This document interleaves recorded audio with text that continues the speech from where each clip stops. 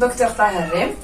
Donc le cabinet a vu son ouverture en 2013 et aujourd'hui nous sommes tous réunis ici pour pouvoir faire une série web qui va expliquer aux gens ce que c'est que d'être vétérinaire, ce que c'est que le métier de docteur vétérinaire sous toutes ses coutures. Au sein du cabinet, on est plusieurs à être actifs, entre autres mon assistant Dr Abdou. Bonjour, Aroussat Hamid, docteur vétérinaire issu de l'Institut national de Blida. J'assiste Dr Tahar au sein du cabinet Le Petit Hidra. Après avoir intégré le cabinet, ça m'a permis d'acquérir une forte expérience tant sur le plan relationnel humain que sur le plan de la pratique du métier. Vivre au jour le jour au cabinet m'a permis de mûrir professionnellement et encore plus pouvoir me dévouer à ce métier qui consiste à sauver des vies. Nous avons aussi notre stagiaire, Rania. Salam alaikum, je me présente, c'est Shalha Bilrania, étudiante à l'École nationale supérieure vétérinaire et en stage pratique au sein du cabinet Le Petit Hidra depuis 2 ans. Au début, j'étais réticente à l'idée d'être vétérinaire par rapport à l'image que j'avais de ce métier, beaucoup plus en Algérie. Mais ce stage m'a permis d'avoir une autre vision de ce que c'est d'être un vétérinaire et m'a permis aussi d'apprécier ce métier de plus en plus. Nous avons un deuxième stagiaire au sein du cabinet, Morad, qui est en ce moment en train de s'occuper des chats hospitalisés. Il arrive avec la mascotte du cabinet, Benti, alias Yildi. Apparemment, Amra Tawila. Alors, comme vous a dit Dr Tahar, je suis Morad Oukashbi, étudiant à l'École nationale supérieure vétérinaire.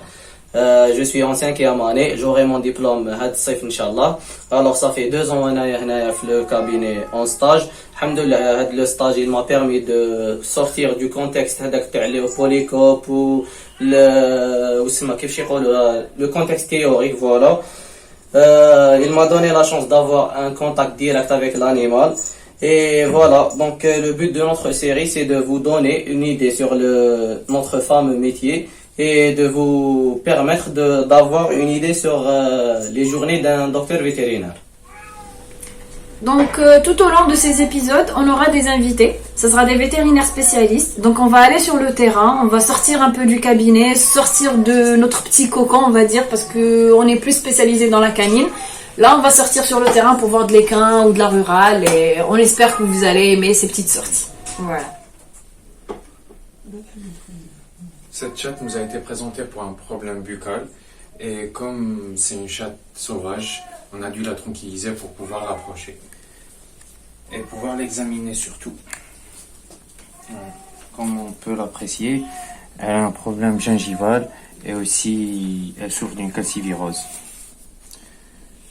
On va devoir nettoyer localement et sûrement il y aura plusieurs extractions parce qu'il y a présence de pus au fond. Voilà. Et on lui fera le traitement adéquat, les antibiotiques y compris, pour qu'elle aille mieux.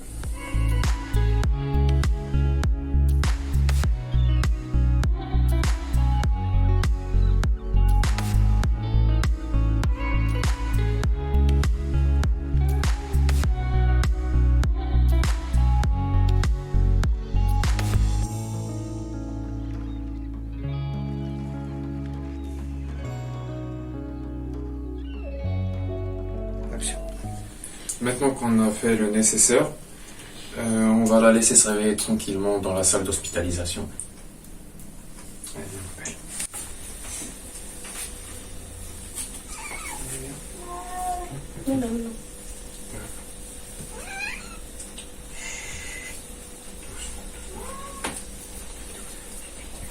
Tu peux poser ça. Parce qu'il a peur, il veut s'enfuir. En fait, ce chat a été ramené au cabinet pour un problème. Apparemment, il a un souci à la patte. On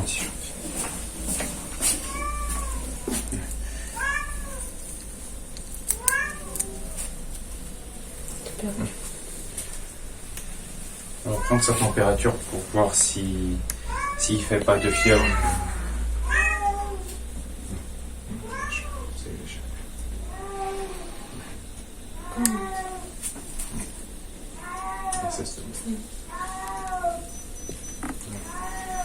Comme prévu, il a de la fièvre, le pauvre. Alors, on va nettoyer la plaie, faire un traitement local et un traitement général.